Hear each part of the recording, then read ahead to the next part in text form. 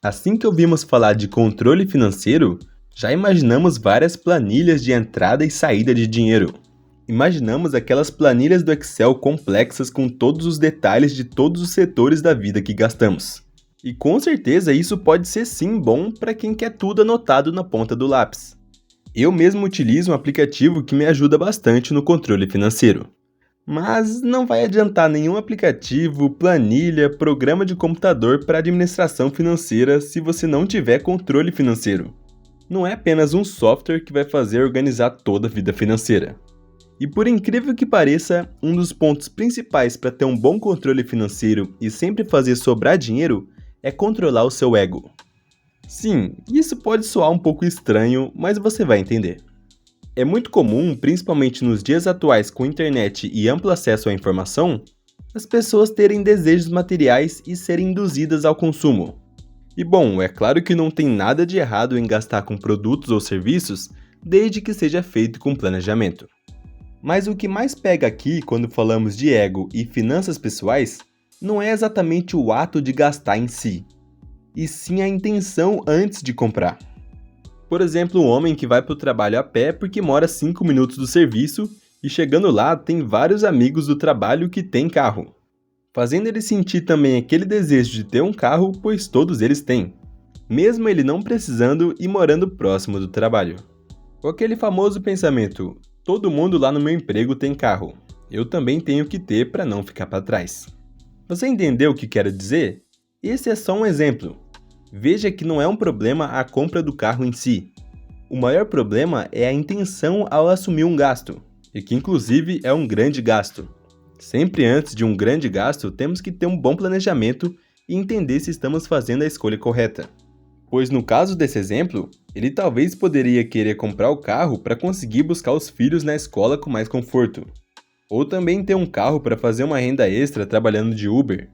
Bom, existem outros vários porquês que as pessoas levam em conta a compra de um veículo mais cabíveis do que simplesmente tenho que comprar porque os outros também têm.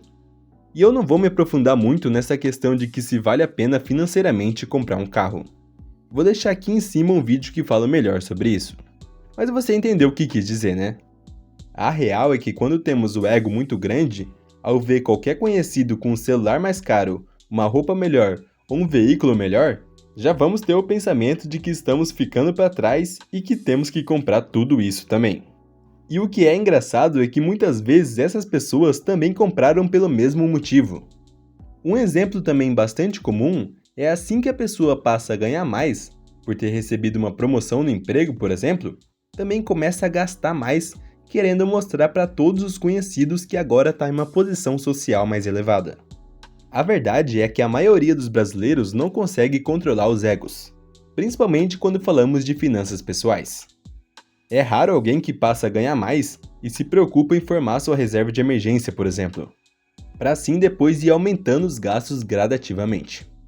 E não me entenda mal, não estou falando que devemos passar a ganhar mais e não gastar com nada, e economizar em tudo.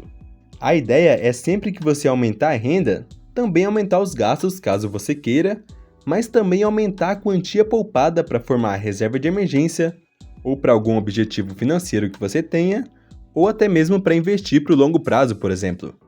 Tudo isso eu falei melhor no vídeo anterior.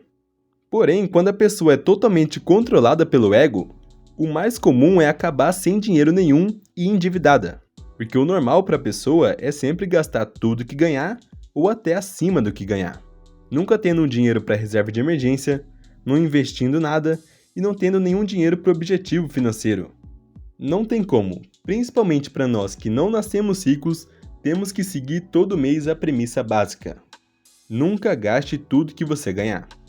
Pois fazendo assim, sempre teremos uma quantia que ficará com a gente e não vai ser gasta, podendo também poupar um dinheiro para investir em você mesmo, sendo em cursos para se profissionalizar, livros e por aí vai.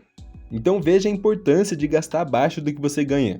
Dessa forma você tem mais opção e possibilidade de ganho futuro também. Por exemplo, poupando para investir na carreira. Às vezes, algumas pessoas dizem que isso é ser mão de vaca e que temos que viver a vida gastando tudo que ganhamos. Mas veja que a ideia aqui não é se privar de tudo e deixar de viver. e sim controlar os egos para não se preocupar com o que os outros vão pensar a nosso respeito se não temos tais coisas que eles pintam como essenciais. Um grande exemplo é o celular. Para que comprar o mais caro do ano se o seu celular está servindo tranquilamente? E sim, tem casos e casos. Às vezes a pessoa trabalha com isso e necessita de um celular melhor que vai auxiliar no próprio emprego. Mas se você pensa em trocar de celular todo ano pura e simplesmente para estar com o celular do ano, é com certeza pura ostentação.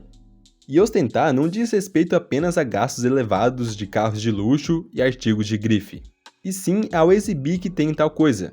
Então se você compra algo pensando nos outros, pode ser o ego querendo falar mais alto. E cara, todos nós já passamos por isso. Todos nós enfrentamos em pelo menos alguns momentos da vida esse desafio contra nosso próprio ego. Às vezes acabamos pensando em comprar algo ou fazer algo pensando em o que os outros vão pensar. Isso é do ser humano mesmo. Eu mesmo já passei por situações de pensar: o que os outros vão pensar se eu não tiver tal produto? E cara, no fim, isso é tudo pressão social mesmo.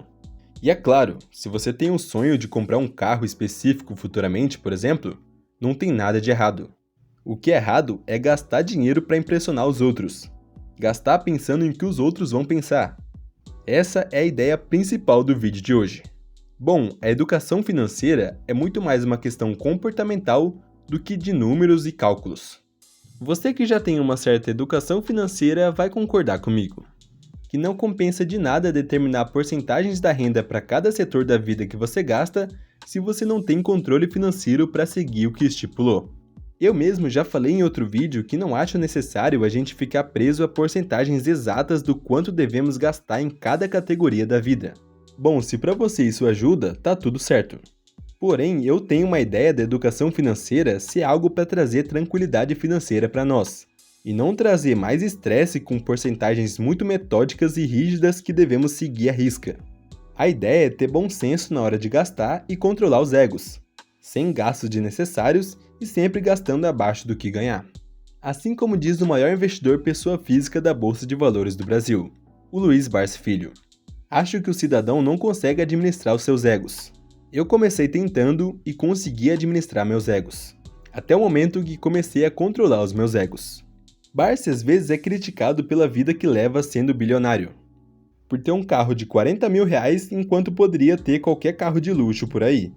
Porém, vejo que a ideia dele sempre foi viver uma vida minimalista e controlando os egos, como ele mesmo disse. E a prioridade dele sempre foi os investimentos e ter uma boa renda mensal. Sempre foi avesso a gastos desenfreados e ostentação. E bom, eu não vou entrar no mérito de que hoje ele deveria gastar mais, mas tenho certeza que temos muita coisa a aprender com o Sr. Barsi. Inclusive, fiz até um vídeo sobre ele e vou deixar aqui em cima para quem quiser saber mais. Mas bom, como vimos, o Barsi é um exemplo de que o controle do ego pode também te ajudar financeiramente. É claro que não é só por controlar o ego e deixar de gastar desnecessariamente que você vai ficar bilionário igual a ele. Mas ter um bom controle financeiro vai com certeza te ajudar a formar logo sua reserva de emergência, por exemplo. Que nada mais é do que você ter ali um dinheiro reservado que vai te auxiliar contra imprevistos, sem que você precise entrar em dívidas em situações de emergência. E é super importante todos nós termos uma reserva para imprevistos que infelizmente acontecem. Além de ter um bom controle financeiro, também não podemos ficar estagnados em um salário baixo. Assim como diz o Primo Pobre, existem 3 pontos principais: o trabalho, a simplicidade e o investimento. Ou seja, o que ele quer dizer é que temos que trabalhar mesmo, fazer renda extra, nos qualificar na nossa área de atuação ou procurar outras fontes de renda para assim ganhar mais. Além disso, não adianta ganhar mais e gastar tudo. Temos que ter simplicidade. Foi o que eu falei aqui no vídeo de hoje, de a gente controlar nossos egos e consequentemente controlar nosso dinheiro, sem gastos desnecessários. Para assim a gente entrar no investimento. Exatamente, com o dinheiro que poupamos nós vamos investir. E é claro, se você ainda não tem uma reserva de emergência, comece a formá-la o quanto antes. Antes de fazer qualquer investimento maior, tem que ter a reserva de emergência formada. Bom, a verdade é que tudo é questão de prioridade de cada um. Não compre coisas pensando em o que os outros vão pensar. Viva para você mesmo, dentro de suas possibilidades. Eu falo melhor sobre essa questão de ostentação e como isso atrasa as finanças no vídeo que está aqui na tela. Recomendo bastante que você dê uma olhada. Muito obrigado por assistir o vídeo até aqui e até o próximo!